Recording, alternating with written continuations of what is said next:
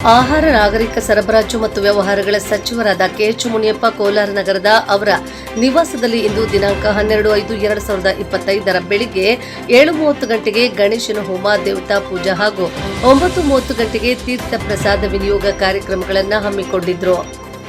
ನಗರದ ಹರೋಹಳ್ಳಿಯಲ್ಲಿರುವ ಆಹಾರ ನಾಗರಿಕ ಸರಬರಾಜು ಮತ್ತು ವ್ಯವಹಾರಗಳ ಸಚಿವರಾದ ಕೆಎಚ್ ಮುನಿಯಪ್ಪ ಕೋಲಾರ ನಗರದ ಅವರ ನಿವಾಸದಲ್ಲಿ ಇಂದು ದಿನಾಂಕ 12/5/2025 ಬೆಳಗ್ಗೆ 7:30 ಗಂಟೆಗೆ ಗಣೇಶನ ಹೋಮ, ದೇವತಾ ಪೂಜಾ ಹಾಗೂ 9:30 ಗಂಟೆಗೆ ತೀರ್ಥ ಪ್ರಸಾದ ವಿನಿಯೋಗ ಕಾರ್ಯಕ್ರಮಗಳು ನಡೆಯಿತು. ಈ ಸಂದರ್ಭದಲ್ಲಿ ಸುದ್ದಿಗಾರರೊಂದಿಗೆ ಮಾತನಾಡಿ, ಕೋಲಾರ ನನ್ನ ಕರ್ಮಭೂಮಿ, ಸತತವಾಗಿ 7 ಬಾರಿ ಸಂಸದನನ್ನಾಗಿ ಆಯ್ಕೆ ಮಾಡಿದ್ದೀರಿ. ನಿಮಗೆ ಎಂದಿಗೂ ನಾನು ಚಿರಋಣಿ. ಹಾಗೆಯೇ ನಿರಂತರವಾಗಿ ನನಗೆ ಆಶೀರ್ವಾದ ಮಾಡಿದ ಜನರ ರಕ್ಷಣೆ ನನ್ನ ಹೊಣೆ ಎಂದರು. ಜಿಲ್ಲೆಯಲ್ಲಿ ಪಕ್ಷ ಸುಭದ್ರವಾಗಿದೆ. ಆದರೆ ವಿಧಾನಸಭಾ ಚುನಾವಣೆಯ ನಂತರ ಬಹಳ ದಿನ ಕೋಲಾರಕ್ಕೆ ಬರಲಾಗಲಿಲ್ಲ. ನಿರಂತರವಾಗಿ ನನ್ನ ಜೊತೆ 30 ವರ್ಷಕ್ಕೂ ಮೇಲ್ಪಟ್ಟು ನೀವಿದ್ದೀರಿ. ನಿಮ್ಮ ಯೋಗಕ್ಷೇಮ ಮತ್ತು ಕಷ್ಟ ಸುಖಗಳಲ್ಲಿ ಭಾಗಿಯಾಗಿ ನಿಮ್ಮೊಂದಿಗಿರಲು ತಿಂಗಳಲ್ಲಿ 4 ರಿಂದ 5 ದಿನ ನಿಮ್ಮೊಂದಿಗಿದ್ದು ಮುಂಬರುವ ಎಲ್ಲ ಚುನಾವಣೆಗಳಲ್ಲೂ ಜಿಲ್ಲೆಯಲ್ಲಿ ಪಕ್ಷವು ಹೆಚ್ಚಿನ ಸ್ಥಾನಗಳನ್ನು ಗೆಲ್ಲುವುದರೊಂದಿಗೆ ಕಾರ್ಯಕರ್ತರಿಗೆ ಶಕ್ತಿ ತುಂಬುವ ಕೆಲಸವಾಗುತ್ತದೆ ಎಂದರು. ದಕ್ಷಿಣ ಭಾರತದಲ್ಲಿ ಸತತವಾಗಿ 7 ಬಾರಿ ಗೆದ್ದಿರುವುದು ಒಬ್ಬರಿಬ್ಬರು ಕೋಲಾರ, ಚಿಕ್ಕಬಳ್ಳಾಪುರದ ಜನರ ಋಣ ನನ್ನ ಮೇಲಿದೆ. ನಿಮ್ಮ ಯೋಗಕ್ಷೇಮ ನನ್ನ ಕರ್ತವ್ಯವೆಂದರು. ಈ ಕಾರ್ಯಕ್ರಮದಲ್ಲಿ ಕೋಲಾರ ಜಿಲ್ಲಾ ಕಾಂಗ್ರೆಸ್ ಸಮಿತಿಯ ಅಧ್ಯಕ್ಷರಾದ ಲಕ್ಷ್ಮೀನಾರಾಯಣ್, ಬಂಗಾರಪೇಟೆ ಶಾಸಕರಾದ ಎಸ್ಎನ್ ನಾರಾಯಣಸ್ವಾಮಿ, ಕೆಜಿಎಫ್ ಶಾಸಕಿ ರೂಪಾ ಶಶಿಧರ್, ಕಾರ್ಯಾಧ್ಯಕ್ಷರಾದ ಊರುಬಾಗಿಲು ಶ್ರೀನಿವಾಸ್, ಜಯದೇವ್, ರತ್ನಮ್ಮ, ಪ್ರಸಾದ್ ಬಾಬು, ಸೋಮಶೇಖರ್, ಮುರಳಿಗೌಡ, ರಾಮ್ಪ್ರಸಾದ್, ಮಂಜುನಾಥ್, ಸುಧೀರ್ ಹಾಗೂ ಕಾಂಗ್ರೆಸ್ ಪಕ್ಷದ ಮುಖಂಡರು, ನಾಯಕರು, ಕಾರ್ಯಕರ್ತರು, ಕೆಎಚ್ ಮುನಿಯಪ್ಪನವರ ಅಭಿಮಾನಿಗಳು ಇದ್ದರು. ನಾವು ಚುನಾವಣೆಯಾಗಿ ಇಲ್ಲಿಂದ ಹೋದ್ಮೇಲೆ ಬಹಳ ದಿನ ಇಲ್ಲಿ ಬರೋಕ್ಕಾಗಲಿಲ್ಲ. ಮತ್ತು ಇಲ್ಲಿ ಯಾರು ಜನ ನಮಗೆಲ್ಲ ಓಟ್ ಹಾಕಿ ಗೆಲ್ಲಿಸಿ 8,000 ಕೂಡ ಓಟ್ ಹಾಕಿ ಗೆಲ್ಲಿಸಿ 8,000 ಓಟ್ ಜಾಸ್ತಿನೇ ಬಂತು. ಆದರೆ ಗೆಲುವಾಗಿಲ್ಲ.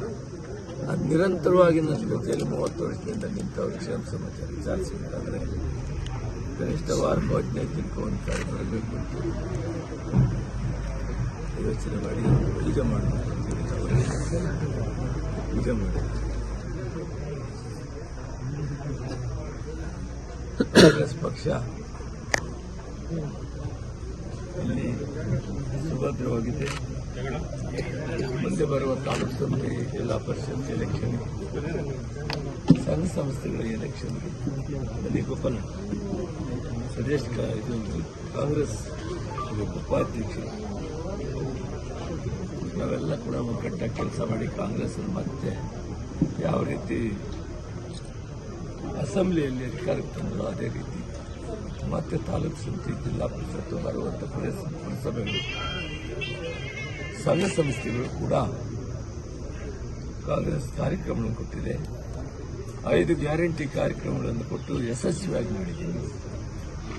5 kg ಅಕ್ಕಿ ಕೊಟ್ವಿ, ಮತ್ತೆ ತಡ ಆಯಿತು, ಕೇಂದ್ರದಲ್ಲಿ ಅಕ್ಕಿ ಕೊಡಲಿಲ್ಲ. ಆಮೇಲೆ ಅವರು ಈಗ 10 kg ಅಕ್ಕಿ ಕೊಡ್ತಾ ಇದ್ದೀವಿ. ಸಿದ್ದರಾಮಯ್ಯನವರು ಮುಖ್ಯಮಂತ್ರಿಯಾಗಿ CLP ನಾಯಕರಾಗಿ ಘೋಷಣೆ ಮಾಡಿ 5 kg ಅಕ್ಕಿ ಸಾಕಾಗಲ್ಲ ಅಂತ ಕೆಲವರು ಮಹಿಳೆಯರು ನಾವು ಸಭೆಗಳಿಗೆ ಹೋದಾಗ ಕೇಳಿ ಆಯಿತು ಇನ್ನು 5 kg ಕೊಡ್ತೀನಿ ಅಂತ ಹೇಳಿದ್ವಿ. ನುಡಿದಂತೆ ನಡೆದಿದ್ದೀವಿ. ಎಲ್ಲ ಗ್ಯಾರಂಟಿಗಳು ಕೂಡ ಸುಸೂತ್ರವಾಗಿ ನಡೀತಾ ಇದೆ. ಗೃಹಲಕ್ಷ್ಮಿ, ಗೃಹಜ್ಯೋತಿ, ಯುವ ಕಾರ್ಯಕ್ರಮ ಮತ್ತು ಶಕ್ತಿ ಮತ್ತು ಅನ್ನಭಾಗ್ಯ ಜನರಿಗೆ 4.5 ಕೋಟಿ ಜನಕ್ಕೆ, ಈ ರಾಜ್ಯದಲ್ಲಿರುವ 6.5 ಕೋಟಿ ಜನದಲ್ಲಿ 4.5 ಕೋಟಿ ಜನಕ್ಕೆ ನಾವು ಈ ದವಸ ಧಾನ್ಯಗಳನ್ನು ಕೊಟ್ಟಿದ್ದೀವಿ, ಗೃಹಲಕ್ಷ್ಮಿ ಕೊಟ್ಟಿದ್ದೀವಿ, ಶಕ್ತಿಯನ್ನು ಕೊಟ್ಟಿದ್ದೀವಿ. ಈ ಎಲ್ಲ ಬಹಳ ವಿಶೇಷವಾದ Gruhajyothi, national food security act ಅನ್ನು 2013ರಲ್ಲಿ ನಾನು ಕೇಂದ್ರದಲ್ಲಿ ಮಂತ್ರಿ, ಮನಮೋಹನ್ ಸಿಂಗ್ ಅವರು ಪ್ರಧಾನಮಂತ್ರಿ ಆಗಿದ್ದಾಗ, ಸೋನಿಯಾ ಗಾಂಧಿ UPA ಚೇರ್ಮನ್, ಭಾರತ ದೇಶದಲ್ಲಿ ಹಸಿವಿನಿಂದ ಯಾರು ಮಲಗಬಾರದು, ಹಸಿವು ಮುಕ್ತ ಭಾರತವನ್ನು ಮಾಡಬೇಕು ಅಂತ ಹೇಳಿ 2013ರಲ್ಲಿ ನ್ಯಾಷನಲ್ ಫುಡ್ ಸೆಕ್ಯೂರಿಟಿ ಕಟ್ಟುನಿಟ್ಟಾಗಿ ಪಾಲನೆ ಮಾಡಬೇಕಂತ ದೇಶದಲ್ಲಿ ತದನಂತರ ಬಿಜೆಪಿ ಸರ್ಕಾರ ಬಂದರೂ ಕೂಡ ಅವರು ಅದನ್ನು ನಡೆಸ್ತಾ ಇದ್ದಾರೆ. ಆದರೆ ಇದು ಮೂಲ ಉದ್ದೇಶ ಗಾಂಧೀಜಿಯವರ ತಂದು ನನಸು ಮಾಡಿದ್ರು. ಯಾರೊಬ್ಬರೂ ಕೂಡ ಹಸಿವಿನಿಂದ ಬದುಕಬಾರದು, ಹಸು ಮುಕ್ತರಾಗಿ. ಮಹಾತ್ಮ ಗಾಂಧಿ ರಾಷ್ಟ್ರೀಯ ಉದ್ಯೋಗ ಖಾತ್ರಿ ಯೋಜನೆಯನ್ನು ಮಾಡಿದ ಉದ್ದೇಶ ಕೆಲಸ ಇಲ್ಲದಿದ್ದರೆ ಕೆಲಸವನ್ನು ಕೊಡಬೇಕು. ಪಂಚಾಯತಿಗಳು ಒಂದು ವಾರದಲ್ಲಿ ಕೆಲಸ ಕೊಡಿದರೆ ಅವ್ರಿಗೆ ಭತ್ಯೆ ಕೊಡಬೇಕಂತ ಕಾನೂನು ಆಗುತ್ತದೆ. ಇಂಥ ಮಹತ್ತರವಾದ ತೀರ್ಮಾನಗಳನ್ನು ಮಾಡಿದ್ವಿ. ಅದರ ಮುಖಾಂತರ ಜನರ ಸಾಮಾನ್ಯರಿಗೆ ಅನುಕೂಲ ಆಗಬೇಕಂತ ಇವತ್ತು ಈ ರಾಜ್ಯದಲ್ಲಿ ಎಲ್ಲ ಸುಭಿಕ್ಷವಾಗಿದೆ, ಚೆನ್ನಾಗಿ ನಡೆಸ್ತಾರೆ. ಸನ್ಮಾನ್ಯ ಮುಖ್ಯಮಂತ್ರಿಗಳು, ಉಪಮುಖ್ಯಮಂತ್ರಿಗಳು ಕಾರ್ಯಕ್ರಮಕ್ಕೆ ಹಣವನ್ನು ಕೊಡ್ತಾರೆ. ಪ್ರತಿ ತಾಲೂಕು ಕೂಡ 10 ರಿಂದ 20 ಕೋಟಿ ಪ್ರತಿ ಅಸೆಂಬ್ಲಿ ಪಕ್ಷಾತೀತ 224 ಜನಕ್ಕೆ ಕೂಡ ಹಣ ಕೊಟ್ಟು ಆ ಭಾಗಗಳ ರಸ್ತೆ ಅಭಿವೃದ್ಧಿ, ಕುಡಿಯೋ ನೀರು ಇವೆಲ್ಲ ಮಾಡಲಿಕ್ಕೆ ಅವಕಾಶ ಮಾಡಿಕೊಟ್ಟಿದ್ದಾರೆ.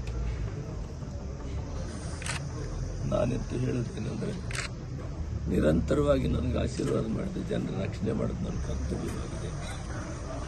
ಕನಿಷ್ಠ ವಾರ ಕಾಲದಲ್ಲಿ 15 ದಿನ ಕೊಡ್ತಾರೆ. ಈ ಜನರ ಕಷ್ಟಕ್ಕೆ ವಿಚಾರಿಸಬೇಕು.